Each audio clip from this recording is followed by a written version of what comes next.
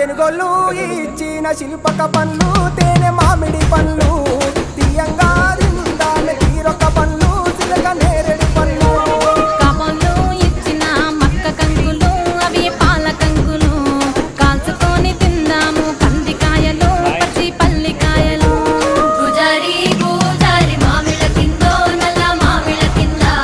కుసుమరోళ్ళేసిన కుందన బొమ్మ అది కుందన బొమ్మ